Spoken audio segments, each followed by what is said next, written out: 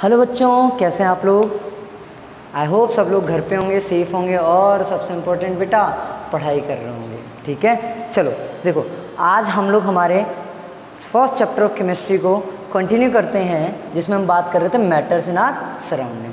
देखो, last class में बेटा हम लोगों ने बात करी थी मैटर होता क्या है, मैटर की प्रॉपर्टीज़ क्या थी एंड उसके स्टेट्स के बारे में देखा था, that is solid state, liquid state and gaseous state. तो बेटा आज हम लोग उनकी डिटेल स्टडी करेंगे। उसमें सबसे पहला जो नंबर आता है वो किसका आता है बेटा, सॉलिड स्टेट का नंबर आता है। किसका आता है बेटा, सॉलिड स्टेट। अब देखो, सॉलिड के लिए एक डायग्राम बना रहा हूँ, ध्यान रखना, ध्यान से देखना, डायग्राम से बहुत इजीली समझ आ जाएगा आप लोगों को।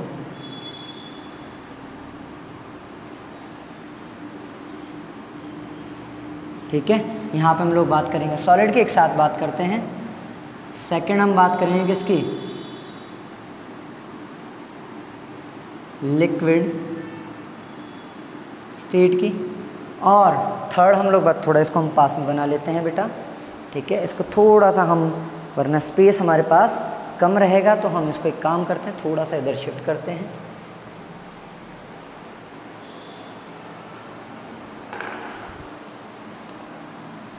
फर्स्ट है हमारे पास में सॉलिड स्टेट,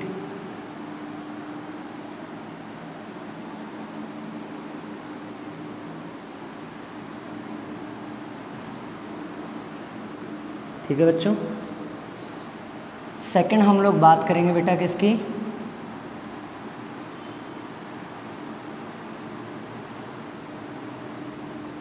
लिक्विड स्टेट की बात करेंगे।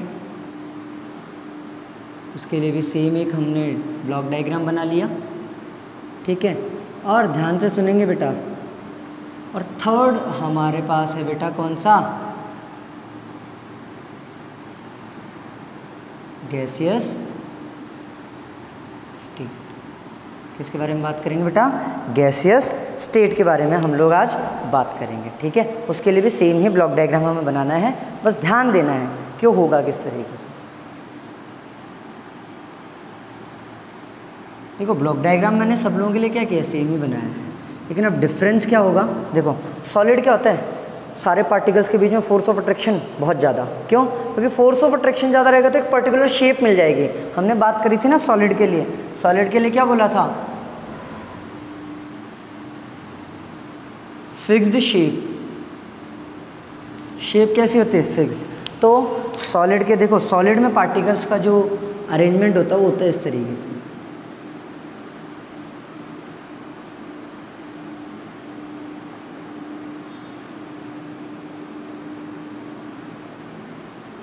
इस तरीके से वहाँ पे क्या होता है बेटा, पार्टिकल्स अरेंज होते हैं। ठीक है, मतलब पार्टिकल्स सारे पास पास में, तो स्पेसिंग बिटवीन द पार्टिकल्स क्या होगी, बहुत कम होगी। क्या होगी, बहुत कम। मतलब पहला पॉइंट क्या जाएगा, स्पेसिंग बिटवीन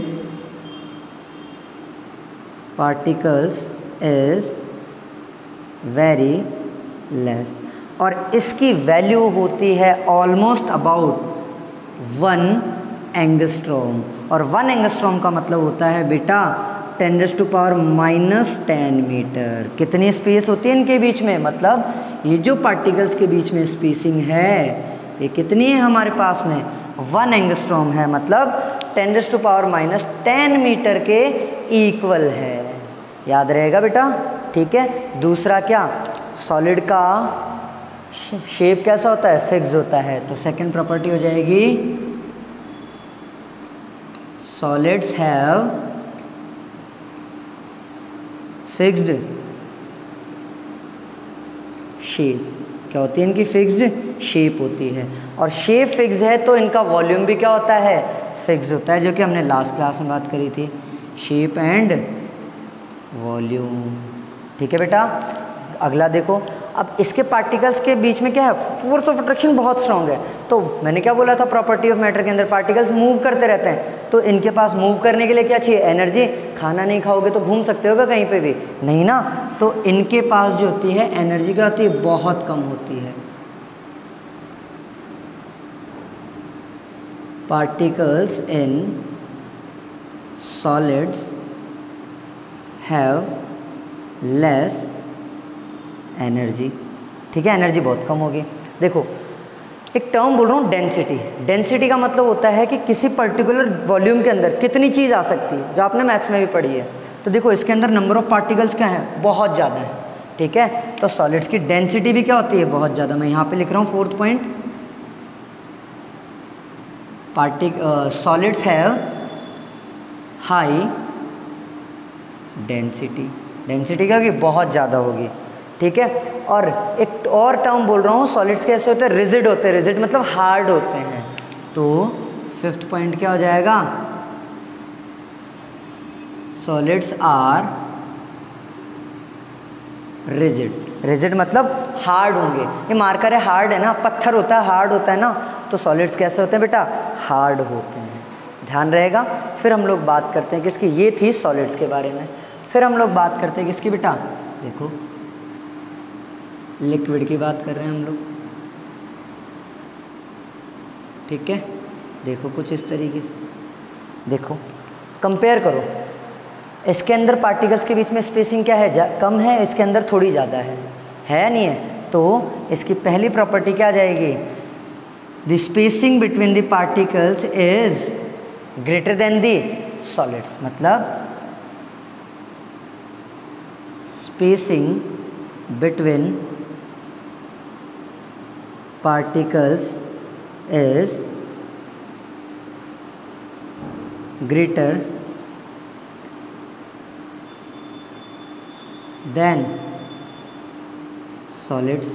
ठीक है, दूसरा इसकी डेंसिटी ज़्यादा थी, इसकी डेंसिटी क्या हो जाएगी, कम, क्योंकि नंबर ऑफ पार्टिकल्स कम हो गए इतने ही वॉल्यूम के अंदर। तो मतलब it has low density than solids. Solids के कंपेरेटिवली डेंसिटी भी क्या हो जाएगी बेटा, कम हो जाएगी। अब इसकी पार्टिकल्स क्या दूर दूर है, मतलब फोर्स ऑफ अट्रैक्शन इससे क्या होगा, कम होगा। मतलब 3rd पॉइंट हो जाएगा, force of attraction between particles is less than solids. ठीक है, अब देखो इसका वॉल्यूम क्या है, वाटर का वॉल्यूम क्या होता है, फिक्स, लेकिन शेप क्या है, फिक्स नहीं होती। मतलब जो नेक्स्ट पॉइंट होगा 4th पॉइंट यहाँ पे लिख रहा हूँ, it has fixed volume but not shape. Volume fix होगा लेकिन शेप फिक्स नहीं होगी।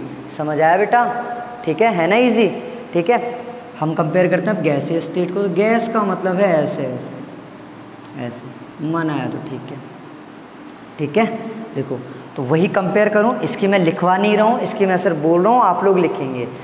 आप लोगों का थोड़ा बहुत आप लोग भी खुद से काम करेंगे। उसके अंदर क्या है, देखो स्पेसिंग बिटवीन पार्टिकल क्या है, सबसे कम है, सबसे कम है। ठीक है, दूसरा डेंसिटी भी क्या है, तीनों से कम है, लिख पाएंगे। और देखो यहाँ पे ना इसकी शेप फिक्स होगी, ना ही इसका वॉल्यूम फिक्स होगा। और पार्टिकल्स के बीच में अट्रैक्शन फोर्स क्या होगा, बहुत कम होगा। पार्टिकल गैस निकलती है ना सिलेंडर से, तो पूरे सराउंडिंग में फैल जाती है ना। ठीक है, तो पार्टिकल दूर दूर भाग जाते हैं। कहने का मतलब क्या है, यहाँ पे इनके बीच में जो फोर्स ऑफ अट्रैक्शन होगा वो भी बेटा क्या होगा, बहुत कम होगा। क्या होगा बेटा, बहुत कम। ठीक है, तो ध्यान रखेंगे। ये तीनों हो गई, तो मैं लिख देता हूँ यहाँ पे, force of attraction between particles is very less. ठीक है, सेकंड पॉइंट होगा क्या, डेंसिटी भी क्या हो जाएगी, बहुत कम, is very less. And third one will be क्या हो जाएगी, हमारे पास में ना तो शेप फिक्स है ना ही वॉल्यूम फिक्स है। मतलब shape and volume is not fixed, ठीक है, यही होगा। और क्या होगा हमारे पास में, इसके बीच में जो स्पेसिंग है वो भी क्या होगी, बहुत ज़्यादा, मतलब spacing between particles is very large, ठीक है, कम नहीं होगी, ज़्यादा होगी, बहुत ज़्यादा होगी, ठीक है। आई होप समझ आया होगा, ठीक है बेटा। इसके अच्छे से पढ़ना है, इसमें कोई भी डाउट है आप लोगों को पूछना, और ये एज इट इज़ आप लोगों को लर्न होना चाहिए, ठीक है बच्चे। तब तक के लिए थैंक यू, मिलते हैं नेक्स्ट क्लास के अंदर।